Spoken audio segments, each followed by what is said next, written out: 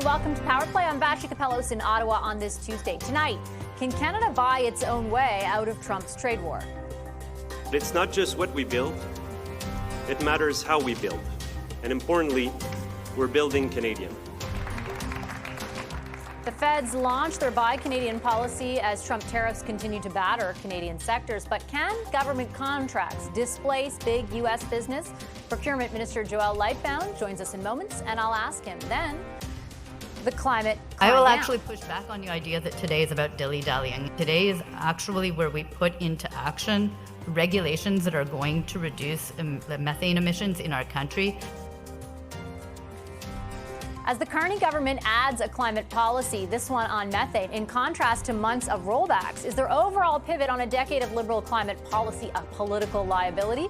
We're going to dig into that question with our front bench. Up this evening, Louis Hammond, Larissa Waller, Kathleen Monk, and Laura Stone. Plus, peace talk progress.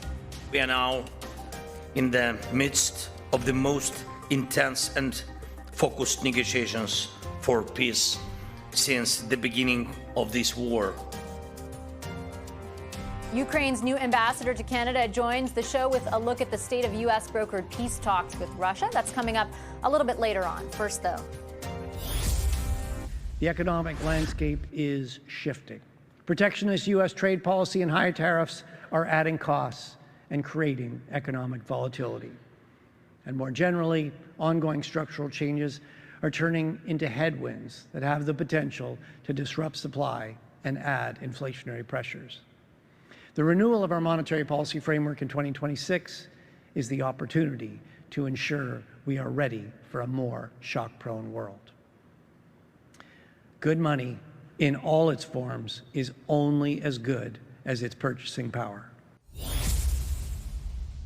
That's Bank of Canada Governor Tiff Macklem as stalled trade talks and ongoing U.S. tariffs continue to impact key Canadian sectors. On that note, Prime Minister Mark Carney will be meeting virtually with premiers on Thursday with the plan to grow the domestic economy a primary focus. Just before that meeting, the Feds announced their Buy Canadian policy takes effect today. As part of the strategy, Canadian suppliers and content will now be prioritized in government procurement, starting immediately for contracts over $25 million and contracts over $5 million starting in the spring. Additionally, starting right now for construction and defense projects over $25 million, the Feds will require the use of Canadian-produced steel, aluminum, and wood products where available in any project that requires more than $250,000 of product. Joel Lightbound is the minister in charge of all of this. He's the Minister of Procurement. Hi, Minister. Pleasure to welcome you back to our program. Thank you so much for making the time. Pleasure to be here. I listened to the way both yourself, Minister, and the Prime Minister have described the potential impact of these policies. We will be our own best customer, creating new orders, more business, and new careers in our industries across the country. And I wanted to start off by putting to you, are these policies really going to have the magnitude of impact that your government is describing? I look, for example, to a study from the Bank of Montreal that says that 91% of procurement contracts inked since mid-2023 were to businesses that already have a Canadian address. Does that not suggest a much more limited scope of impact?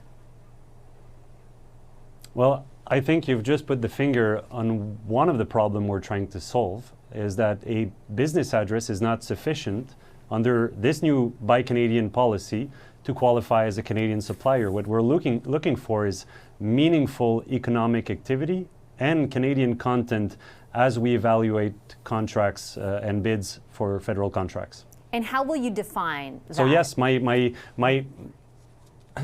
so basically the first thing is we're changing the definition of a Canadian supplier, so just an address will not be sufficient. You can't just be a distributor. You need to have a meaningful economic activity here in Canada.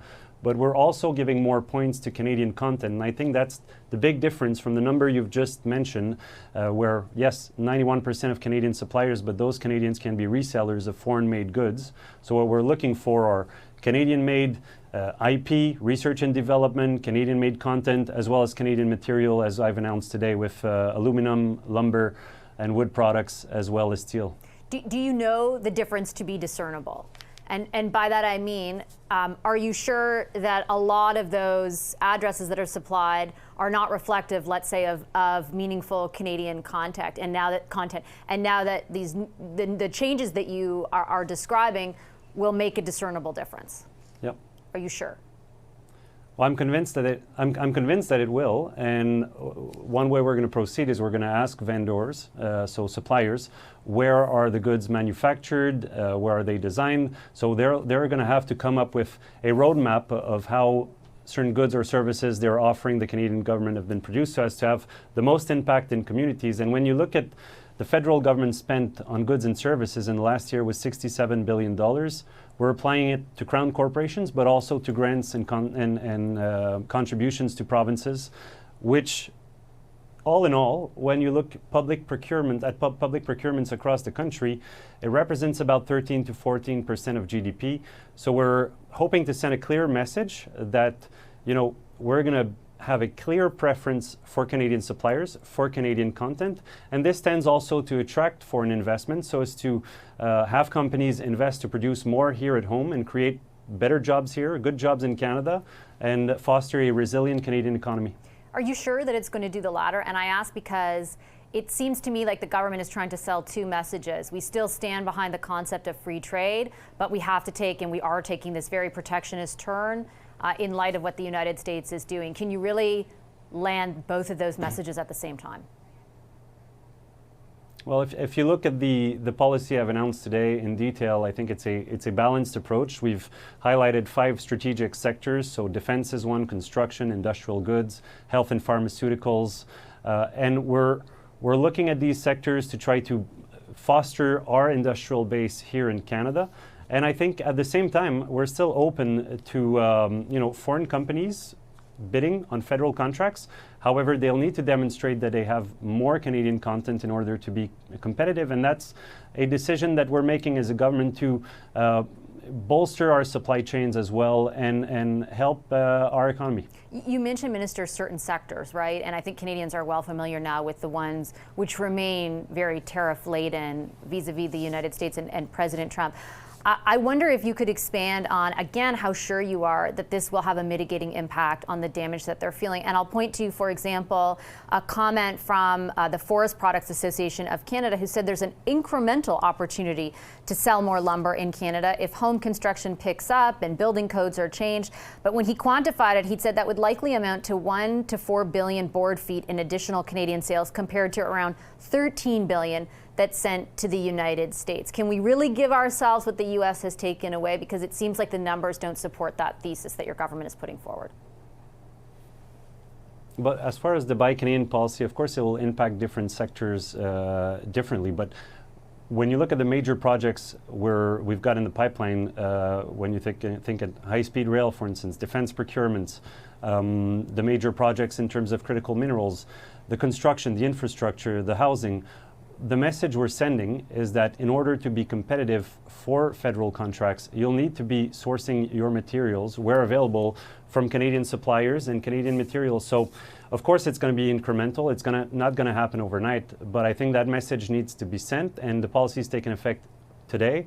And from our perspective, and from what I've heard from many businesses across the country, I keep hearing a contract is much better than a grant. So we're looking at giving more contracts to Canadian suppliers, more contracts for Canadian content, which tends also to be a good business card around the world when you've got a contract from the Government of Canada. And it's something that is well supported within the population because they see the benefits.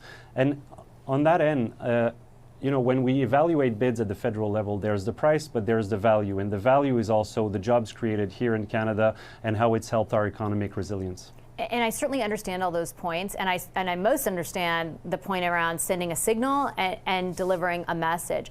But ultimately, Canadians will want to see results. And when you describe them as potentially incremental, that this will take a very long time to materialize and benefit those sectors or benefit Canadians, that is not exactly what the Prime Minister is saying, right? Again, the quote that I use, we'll be our own best customer, creating new orders, more business, new careers in our industries across the country. I mean, the Prime Minister has explicitly on multiple occasions said, we are going to give ourselves, and we can give ourselves what the United States has taken away. Would we not be more elbows up against the U.S. if that in fact were true? But I think this policy definitely will help build the resilience of the Canadian economy, but we have to look at the agenda of the government as a whole, where our focus is on being more productive, helping industries in various sectors and those most affected by tariffs for sure, innovate, be more competitive, and also have access to different markets, which is exactly what we've done and what is presented in Budget 2025. But I think this is an essential step that the Canadian government start looking not just at Canadian suppliers from the previous definition, which would allow for, just a distributor here selling foreign-made products to qualify as a Canadian supplier, but really to look at the content, and we'll assess the results over time. But the scale of procurement and the scale of procurement in years to come as we invest more in defense and infrastructure, I think will help leverage those procurement to be a factor of economic development in this country, which hasn't always been the case. And again, I do, Minister, with great respect, understand the message that you're trying to deliver, but Canadians are focused on results because that's what the Prime Minister has said he wants your government to be focused on, and that 100%. Canadians in turn should be focused on. Do you understand concern that Canadians might have, or a lack of trust that your government can execute on this plan? This basically forms an industrial policy. The last industrial policy the Liberals pursued was one around electric vehicles, and that has effectively turned into a disaster. Well, I look at the scale of what I've announced today, which is massive in terms of the change in direction the government is taking in order to implement Buy Canadian, but also applying it to Crown Corporation, to grants and contributions. That is substantial. And the number I've highlighted in the beginning of this interview, 13% of GDP is public procurement, so public markets across the country. That's a very big number. It's a lot of potential jobs and opportunities for Canadian businesses, and I think it's the right step at the right time. I will leave it on that note. Minister, a pleasure as always. Thank you for making the time. It's been a pleasure. Happy holidays and Merry Christmas. Yeah, happy holidays and Merry Christmas to you as well. Thank you. That's the Minister of Procurement, Joelle Lightbound. Coming up, we're going to take a look at another government policy, new methane regulations. They've been ready for months, but just announced today. And they come as the Prime Minister faces increased scrutiny for a rollback of other climate policies. What's the cost of that scrutiny politically? Our front bench is standing by to talk about that. Louis Hammond, Larissa Waller, Kathleen Monk, and Laura Stone. There they all are. They're back with us in just 2 minutes.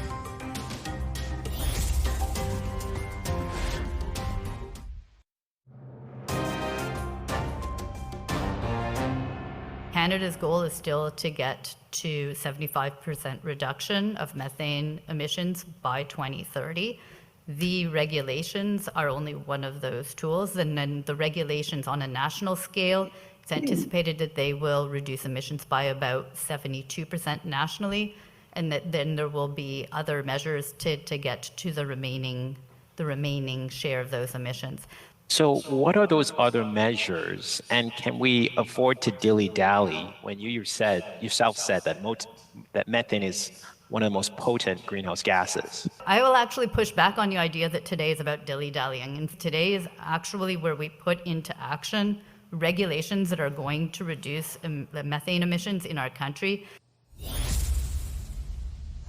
Environment Minister Julie Debruzin getting some pushback on her climate plan while out in BC to lay out the government's plan to reach methane emissions reductions targets by 2030, notably, though, giving industry leeway to set their own methods of meeting that target, and Alberta until 2035.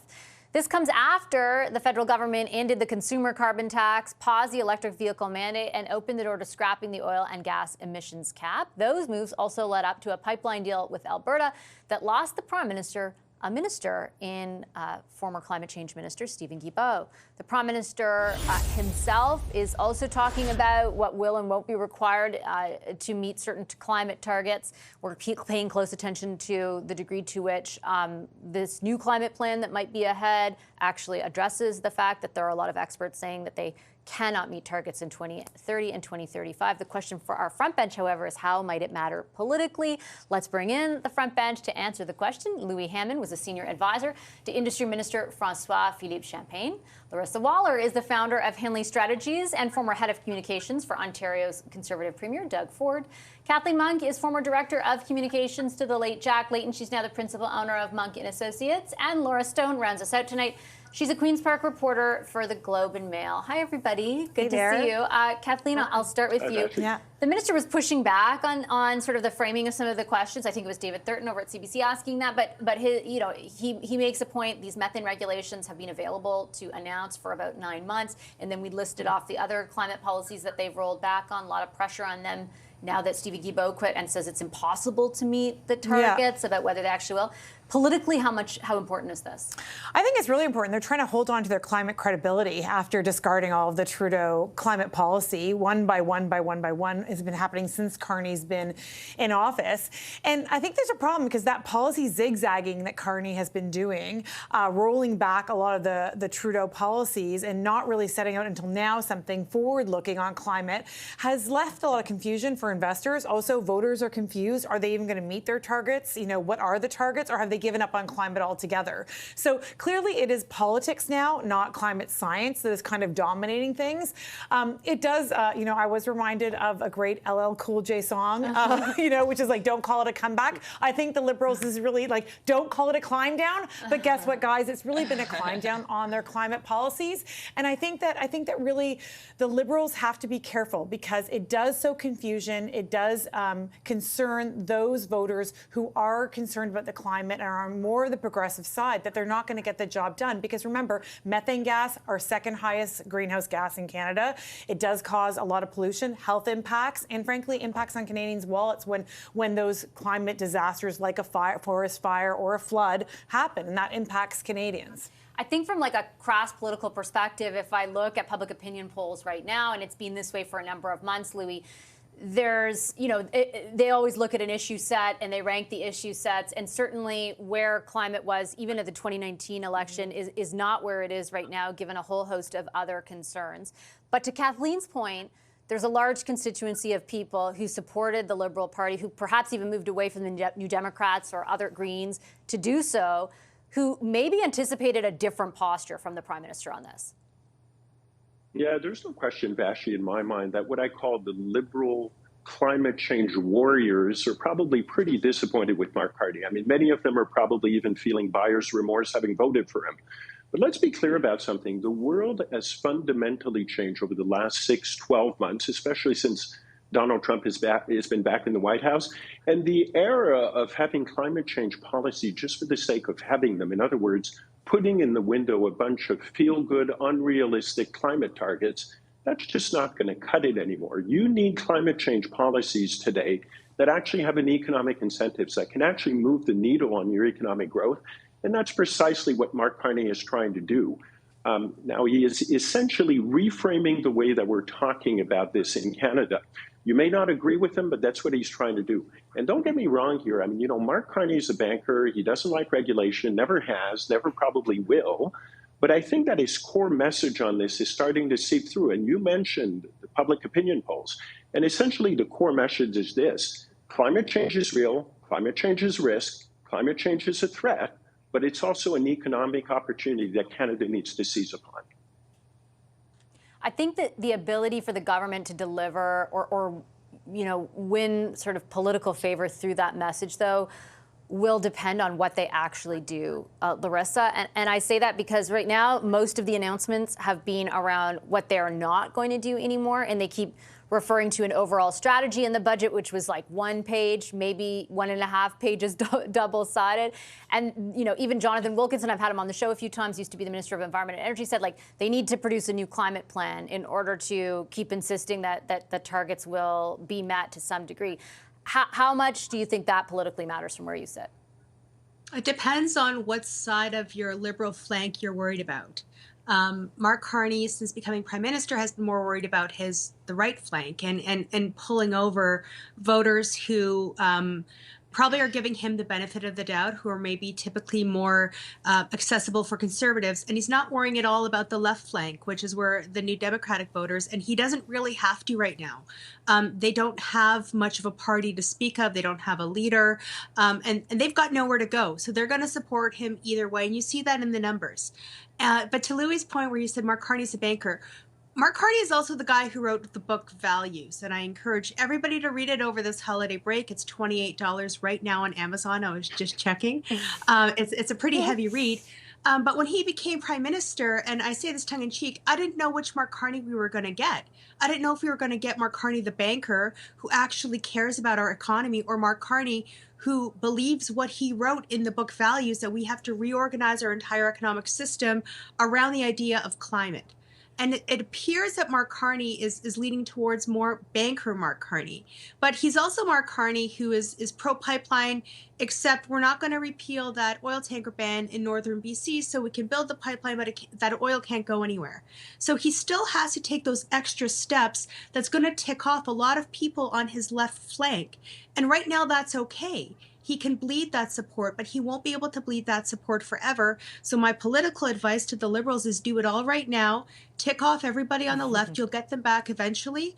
But he's making these right steps. I encourage him to go further. I encourage him to get rid of the carbon tax on industry, because that's going to make stuff more expensive as well.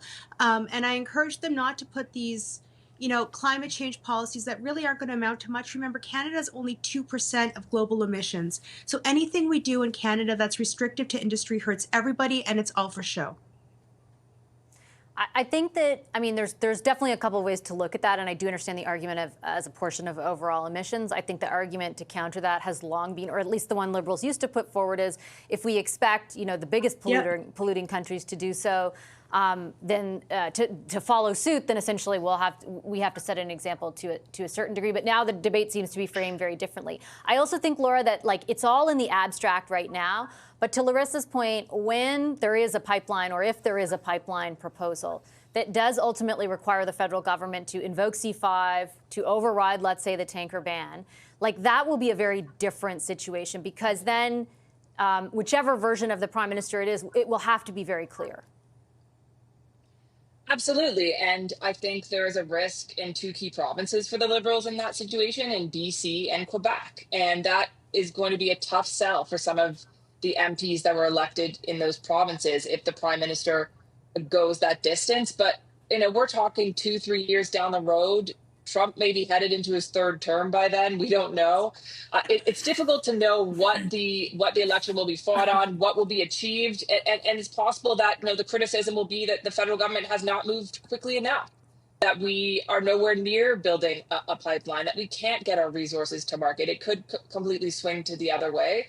I think, today's announcement is clearly, the government doing what they feel is most politically palpable. I think this is being generally well received by environmentalists, many of whom want the government to go further, but I think they view this as a good step.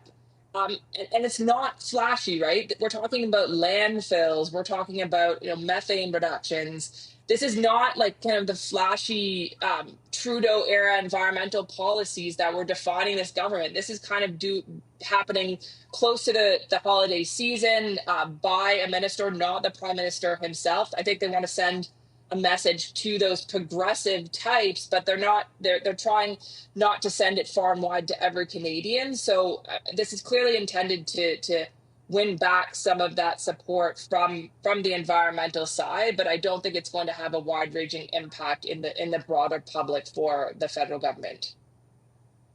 Okay, I'm going to pause our discussion right there. I've got to take a quick commercial break. On the other end of that break, our front bench is coming back.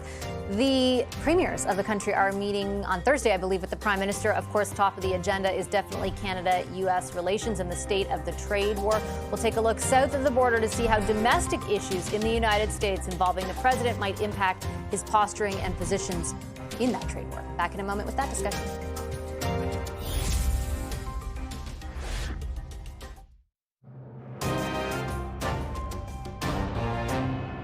Canada needs to be its own best customer. When the federal government spends, we will prioritize companies and the use of Canadian materials. This is a big shift in how government operates, and we're doing it to maximize the use of public dollars to strengthen domestic supply chains, build industrial capacity, and support local businesses and jobs. Procurement Minister Joël Lightbound rolling out the next phase of a federal government buy Canadian policy against the backdrop of Donald Trump tariffs. Those sectoral tariffs remain an economically punishing reality for this country, with talks on ice and no sign of progress in sight. Could domestic pressure on the president change the outlook, though, for those trade talks? A number of Republicans have denounced your statement on Truth Social after the murder of Rob Reiner. Do you stand by that post? Well, I wasn't a fan of his at all. He was a deranged person as far as Trump is concerned. You've talked about land strikes happening soon. It's not only land strikes on Venezuela, it's land strikes on horrible people. Your Royal Highness, the U.S. intelligence concluded that you orchestrated the brutal murder of a journalist. You're mentioning somebody that was extremely controversial. A lot of people didn't like that gentleman that you're talking about. Whether you like him or didn't like him, things happen. Yeah, Jennifer, go ahead. Incriminating in the file, sir?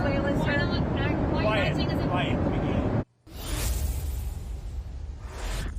The president is set to address Americans tomorrow in prime time. How might the domestic political situation play for Canada? We'll bring back our front bench on that question. Louis Hammond, Larissa Waller, Kathleen Monk, and Laura Stone. Louis, I'll start with you. I feel like there's sort of two competing narratives or positions being put forward by people in Canada who are watching this. One is that, and as evidenced by a lot of those clips, the situation around the president is not exactly stable, that there are signs in recent election outcomes, for example, or the potential midterm election outcomes, or his own polling numbers, that things are not where they were, let's say, even a year ago.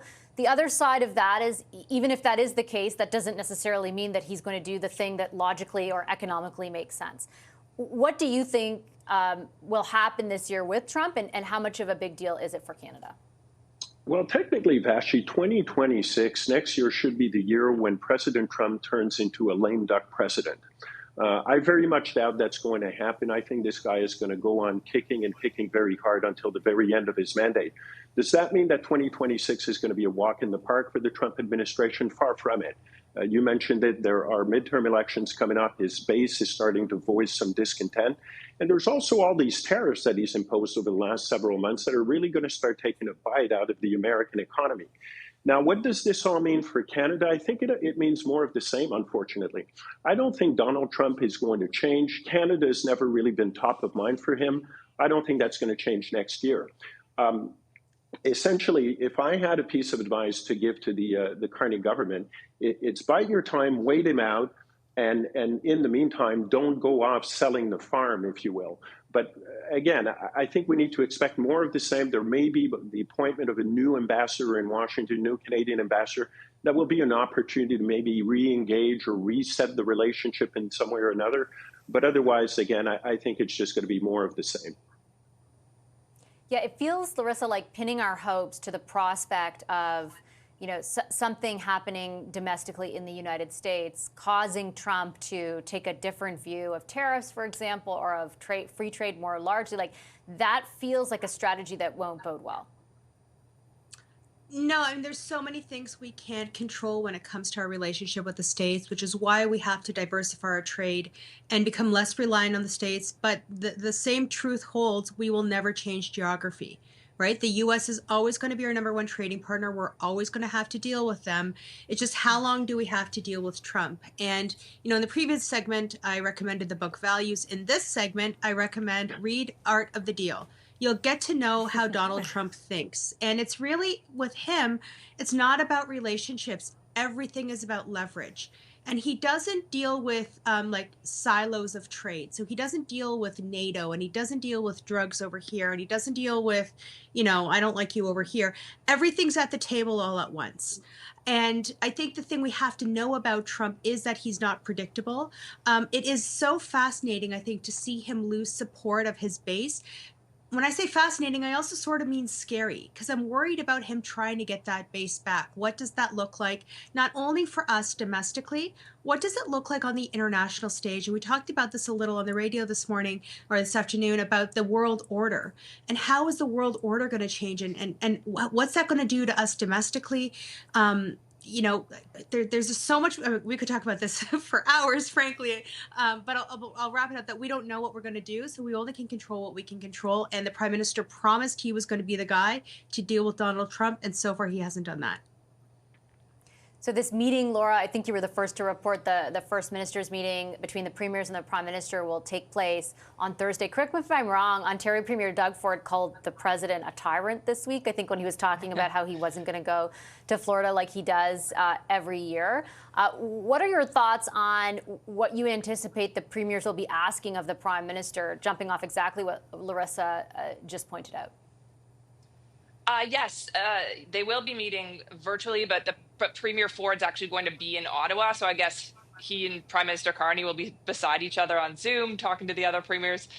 Not sure how it's going to work. Obviously, trade and tariffs are going to be top of mind, and trying to get an update from the Prime Minister on the status of talks with the U.S. After elephant in the room, the Ontario's kind of scuttled negotiations.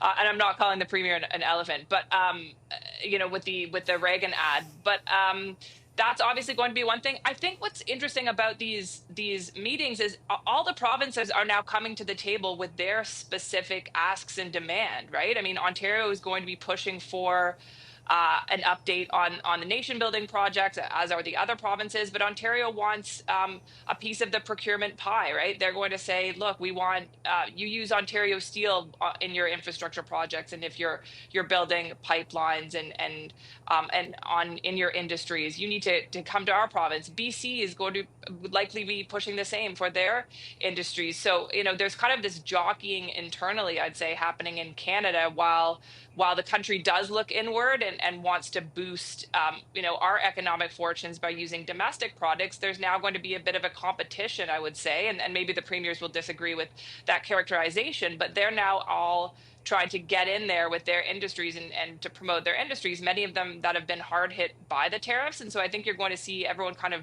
around the virtual table talking about how and where they see the benefits for their own industries and their own provinces amid the trade war.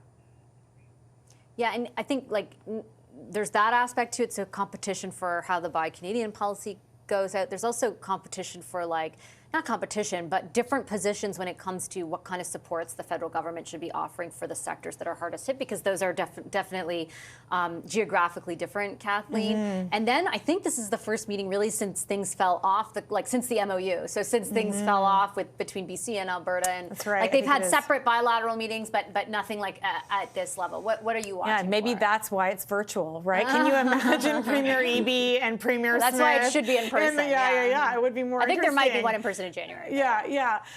So I think it is the moment to raise those issues that Laura just mentioned. Everyone's going to be speaking. Eby will come speaking about not only the strength of the projects that he's been promoting for a while, the 10 real projects he says compared to the fictitious pipeline, but also the issue of lumber, really, which has not been addressed in terms of some of the issues that they've been facing. There have been other supports that have been put out for auto, and it seems like steel and aluminum, but it really feels like lumber has been trailing there. I'm interested in seeing how Carney deals with it. It's been a tough year, obviously. We're getting to that end of the year where we kind of had that look back, on the stories, and it just feels like it's all one big screech of Trump in many ways. But I think, just to circle back to the top question that you asked, Louis, is, I really think it'd be a wrong prediction to think that if Trump, in fact, does become weaker, whether it's because of polling or court cases or internal divisions within his own MAGA movement, that's actually going to make Canada safer. I think actually it's potential that we become more of a target. We're almost like a pressure release valve. If you think of the people that, Mr. Trump dislikes the most, for sure, people would probably name Rosie O'Donnell. But, Canada has been his punchy bag as well for basically as soon as he got into office. We're approaching that year. And really, it was just around his inauguration or shortly thereafter that he really started pummeling Canada. And so I wouldn't bet on, just because his numbers may be tanking and he's facing a lot of internal headwinds, that definitely means that Canada's off the hook. We have a lot of work to do, and hopefully the premiers have a great meeting on Thursday and they come up with a great strategy to address that. I'm not even sure that he necessarily internalizes what others comment on around his own failing numbers. I don't know if it even matters to him. If it even impacts him, if he actually even feels it. Yes. Yeah, so I agree. Who knows is the bottom line. And guys, it's the 1 year anniversary of exactly a year ago, if you can believe it. Particularly where you were when Chrystia Freeland put out that resignation letter. I'm pretty sure you were here at the desk. Yeah, we were all here day, all day. Yeah. Anyway, thanks for joining us to mark this occasion and for all your great analysis throughout the year. This is our last Tuesday front bench of the year, so I wish you all the best over the holiday season. Thanks, everybody.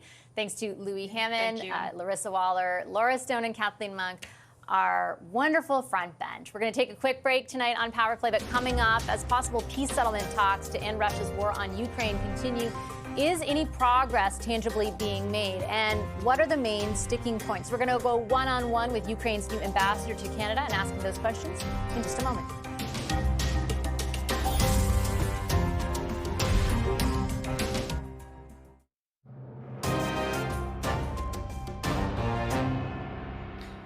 This Sunday and Monday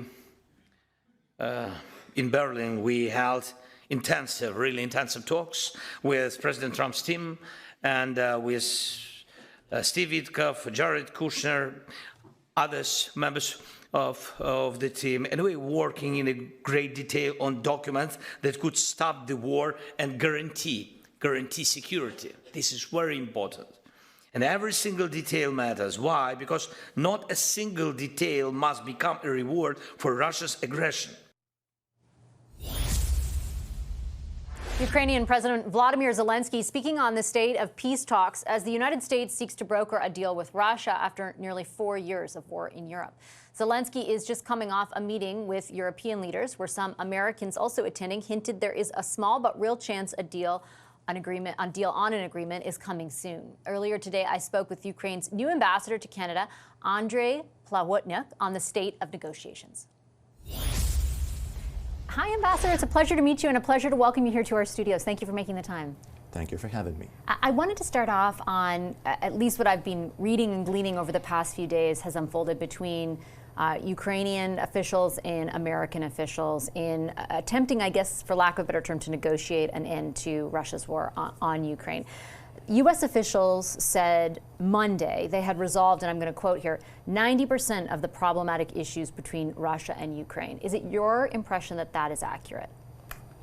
If I may add a couple of things. Firstly, it was certainly discussions and negotiations between Ukraine and America, but they also involved our European friends, Canadian friends, and all our friends from all over the world.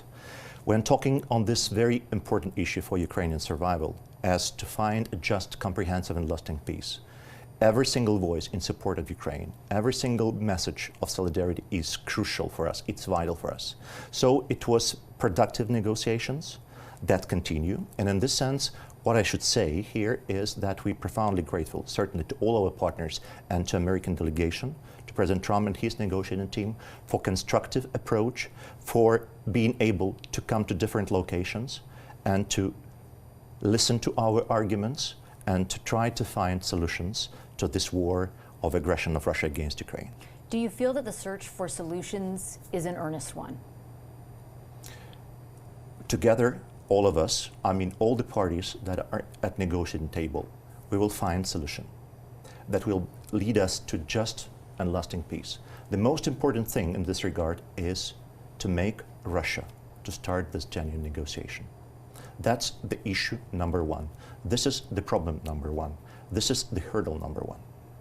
The lack of desire from Russian Federation to get engaged in genuine negotiation. This is the cause of everything.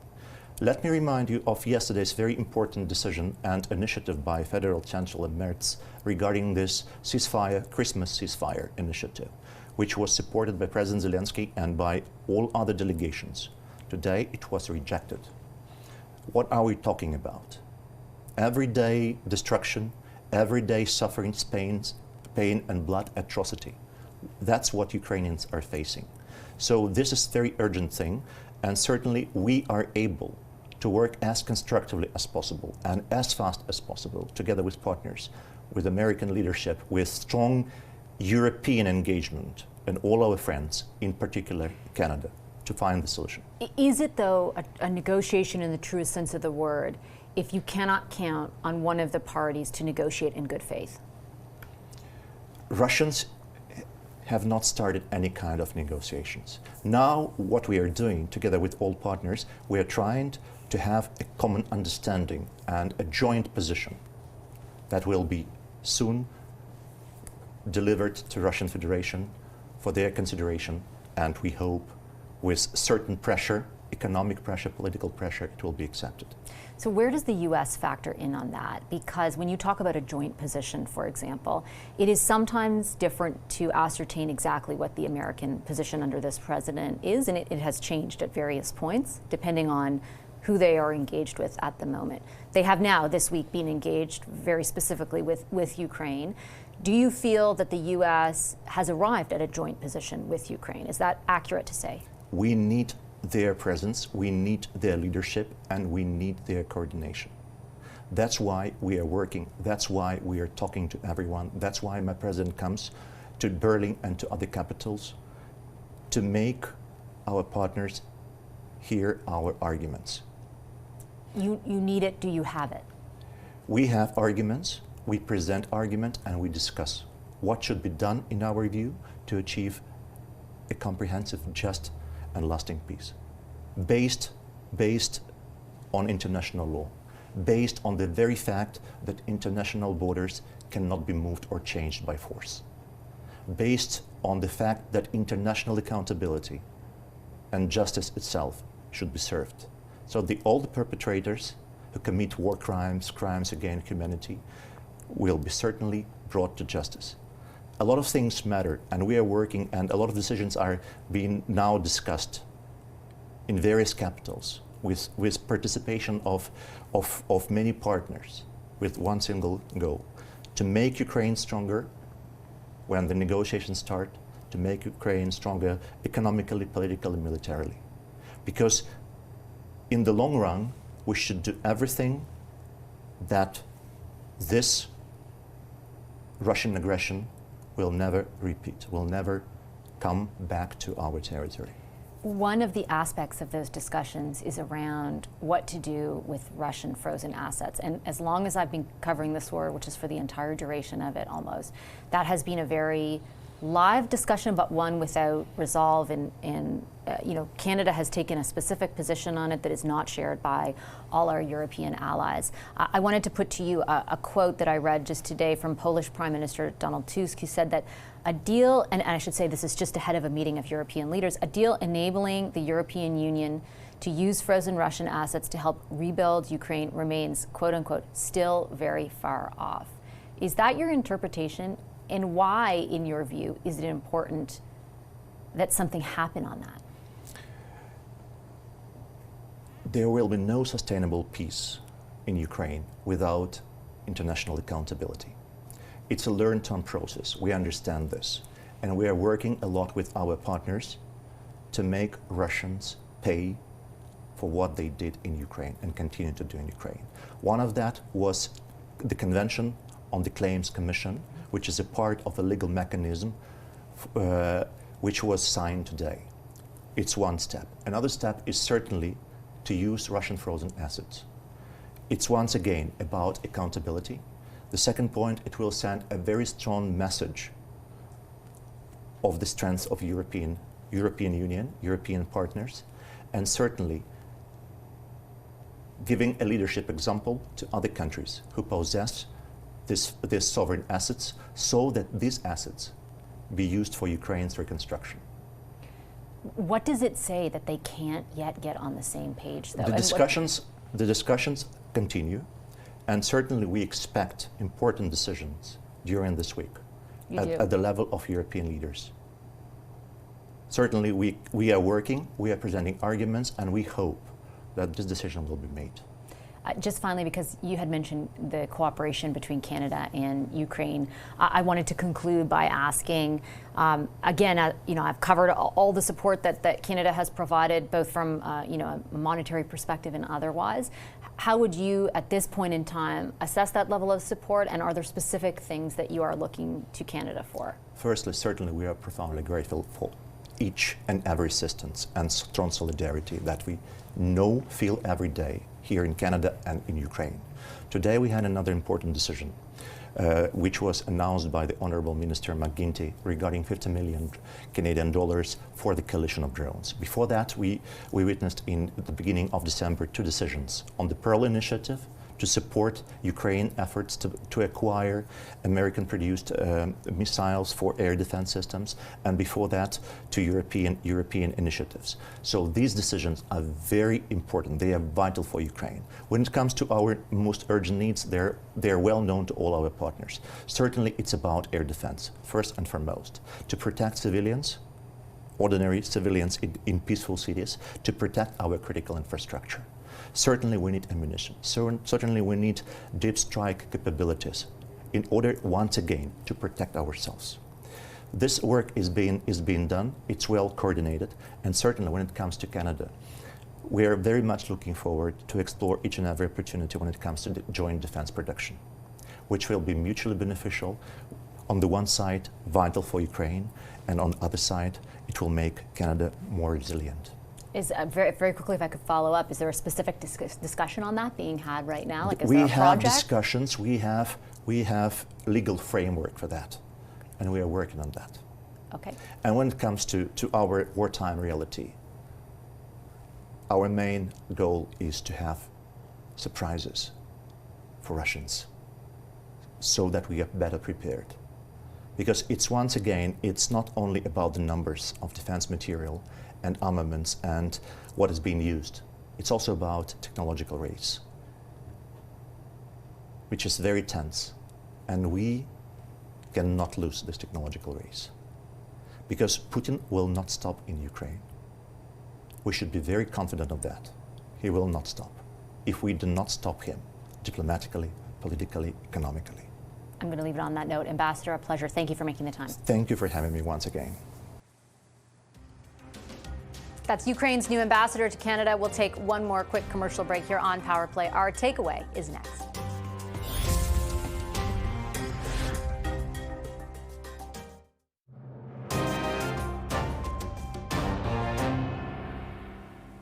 Welcome back to Power Play and our takeaway, kind of dual focus tonight. Certainly we are looking ahead to Thursday, where the Prime Minister will convene a meeting with other First Ministers, with other premiers from across the country. That meeting is expected to take place virtually, but Ontario's Premier Doug Ford will be attending in person here in Ottawa with the Prime Minister.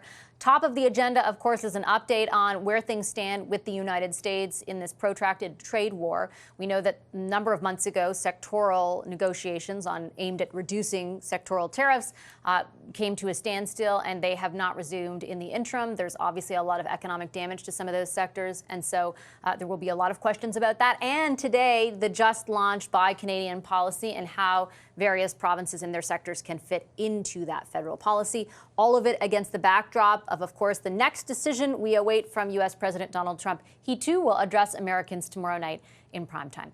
I will leave Power Play there. Thank you so much for watching. I'm Vashi Kapelis. Have a great rest of your night.